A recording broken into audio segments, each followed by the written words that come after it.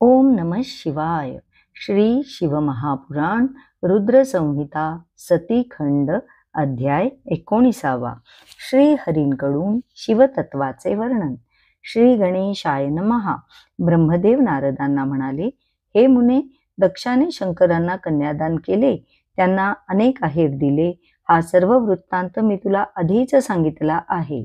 त्यानंतर श्री हरी लक्ष्मीसह रुद्रांपाशी गेले व हात जोडून म्हणाले, महादेव, तुम्ही सर्व जगाचे पिता आहात. देवी सती ही माता आहे. सज्जनांच्या कल्याणासाठी व दुष्टांच्या निर्दलनासाठी तुम्ही उभयता निजलीलेने नेहमी अवतार घेता, असे सनातन श्रुती सांगते.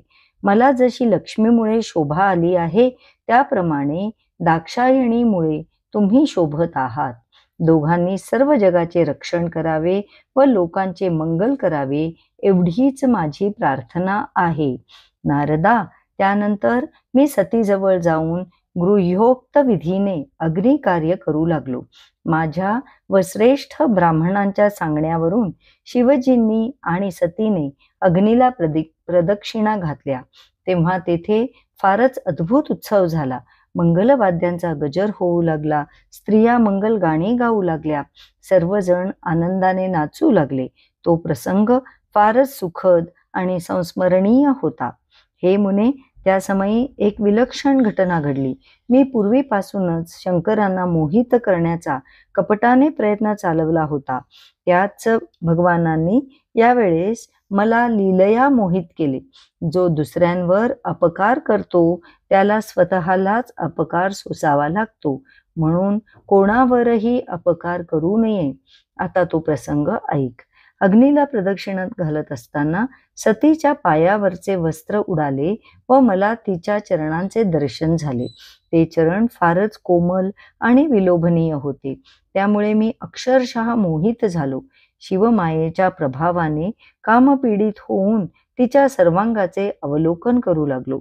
मी जसजसे तिचे शरीर पाहू लागलो तसा तसा अधिकाधिक बेचैन होऊ लागलो. मला तिचे मुख पाहण्याची अनावर इच्छा झाली. रुद्रांच्या भीतीने मी तिचे मुख पाहण्यास धजलो नाही, पण कामाच्या प्रभावामुळे काय करावे म्हणजे तिचे मुख पाहता येईल असा विचार करू लागलो. मी अग्नीत थोडी ओली लाकडे घातली व हळूहळू आज्याहुती टाकू लागलो. त्यामुळे तेथे खूप धूर झाला. तो चारही बाजूंना फैलावला. वेदीच्या आसपासची सर्व जागा धुराने व्यापून गेली. धूर झोंबल्यामुळे रुद्रांनी आपले डोळे दोन्ही हाताने झाकून घेतले. मला तेच हवे होते. मी सतीच्या मुखावरचे वस्त्र हळूच दूर केले आणि तिचे सुंदर मुख पाहिले. कामार्थ होऊन त्याकडे पुन्हा पुन्हा पाहिले. माझ्या मनात तिच्याबद्दल प्रेम उत्पन्न झाले आणि त्याच क्षणी माझे तेज स्खलित झाले. ते खाली पडताच मी भानावर आलो.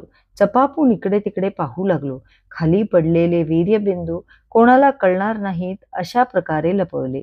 अंतर्ज्ञानी भगवान रुद्रांनी सर्व वर्तमान जाणले. ते माझ्यावर अत्यंत क्रोधित झाले व म्हणाले, माझ्या विवाहात माझ्या वधूचे मुख तुम्ही कामुक होऊन पाहिलेत. हे कुत्सित कर्म तुमच्याकडून घडलेच कसे? तुम्हाला काय वाटले, तुम्ही चोरून केलेली गोष्ट मला कळणार नाही? मी सर्व साक्षी सर्वेश्वर आहे. संपूर्ण विश्वात मला ज्ञात नाही असे काहीही नाही. समजलात? संतापलेल्या रुद्रदेवांनी मला मारण्यासाठी त्रिशूळ उगारला. तेव्हा विवाह मंडपात एकच हाहाकार माजला. मरीचादी ऋषी व सर्व देव व्याकुळ होऊन शिवजींची स्तुती करू लागले. ते म्हणाले, महादेव, शांत व्हा. कृपा करून ब्रह्मदेवांना मारू नका. तुम्ही अखिल जगताचे पिता आहात. सती ही माता आहे. ब्रह्मादिक सर्व देवता आपल्या दास आहेत. तुमची लीला अद्भुत आहे. माया अद्भुत आहे. त्यामुळे जे तुमची भक्ती करत नाहीत ते मोहात पडतात. वृद्ध मुनींनीही नम्रतापूर्वक प्रार्थना केल्या. दक्षानेही शिवजींपाशी जाऊन कृपा करा, ब्रह्माजींचा वध करू नका असे वारंवार विनविले. तेव्हा ते म्हणाले, जो सतीकडे कामयुक्त नजरेने पाहिल त्याला ठार करा. असे श्री विष्णूंनी मला आधीच सांगितले आहे. ब्रह्मदेवांनी साभिलाष दृष्टीने सतीकडे का पाहिले? त्यांनी माझा फारच मोठा अपराध केला आहे. मी त्यांना ठार मारणारच. त्यांचा क्रोधावेश पाहून मी प्राणभयाने व्याकुळ झालो. सर्वजण थरथर कापत होते. तेथे विषण्ण शांतता पसरली. प्रत्येकाच्या मुखावर चिंता आणि उदासीनता स्पष्ट जाणवत होती. परिस्थितीचे गांभीर्य जाणून कार्यचतुर श्रीहरी तत्परतेने पुढे आले.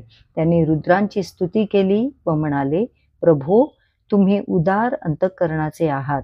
येथे ब्रह्माजींकडून प्रमाद घडला हे खरे आहे, पण आता यांना पश्चाताप होत आहे.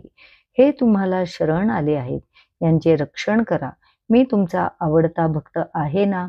मग माझी एवढी विनंती मान्य करा. यांच्यावरचा क्रोध टाका, यांना क्षमा करा, जीवनदान द्या. आपण तिघे सृष्टीचे कार्य करत आहोत. ब्रह्माजींच्या मृत्यूनंतर सृष्टी निर्मितीचे कार्य कोण करणार? सती तुमची पत्नी व्हावी म्हणून यांनीच दक्षाला उद्युक्त केले, हे कसे विसरता? रुद्रदेव म्हणाले, रमापती, मला माझे काम करू द्या. ब्रह्मदेव दुष्ट आहेत, यांना धडा शिकवायलाच हवा. तुम्ही मध्ये पडू नका. यांना मारून मी तुमच्याच सूचनेचे पालन करणार आहे. नंतर मी स्वतःच्या सृष्टीचा कर्ता होईन किंवा या कार्यासाठी दुसऱ्या कोणाला तरी उत्पन्न करीन. तेव्हा श्रीहरी म्हणाले, प्रभो, अन्य कोणी सतीकडे कुदृष्टीने पाहिले असते तर माझ्या सांगण्यानुसार त्यांचा वध करणे योग्य होते. पण आपण तिघेही शिवजींचाच आत्मा आहोत, भिन्न नसून एकरूप आहोत. याचा तत्वपूर्वक विचार करा. प्रिय विष्णूंचे बोलणे ऐकून शिव म्हणाले, ब्रह्माजी माझा आत्मा आहेत हे कसे? ते समोर बसले आहेत आणि निराळे दिसत आहेत. तेव्हा त्यांना प्रसन्न करण्याच्या उद्देशाने श्रीहरी म्हणाले, सदाशिव, ब्रह्माजी तुमच्याहून भिन्न नाहीत आणि तुम्हीही त्यांच्याहून भिन्न नाही. मी तुमच्याहून भिन्न नाही व तुम्हीही माझ्याहून भिन्न नाही. तुम्ही सर्वज्ञ आहात. ब्रह्मदेव समोर विभक्त प्रत्ययास येत आहेत असे तुम्ही म्हणालात. ते सर्वांना त्यातील तत्व समजावे या हेतूने. म्हणूनच मी तुमच्या आज्ञेने सर्वांना शिवतत्व समजावून सांगतो. तुम्ही प्रधान आणि अप्रधान, प्रकृती आणि तिच्या पलीकडचे आहात. तुमचे अनेक भाग आहेत, तरीही तुम्ही भागरहित आहात. तुम्ही ज्योतिर्मय परमेश्वर आहात. मी कोण? तुम्ही कोण? ब्रह्माजी कोण आहेत? हे सर्व तुमचेच मूर्त स्वरूप आहे. सृष्टीची उत्पत्ती, स्थिती व लय ही त्रिविध कार्ये करण्यासाठी भिन्नतेने प्रतीत होणारी तुमचीच अंशभूत रूपे आहेत. हे शरीर तुम्ही निज लीलेने धारण केले आहे. निर्गुण ब्रह्मरूपाने तुम्ही एक आहात आणि सगुण ब्रह्मरूपानेही एकच आहात.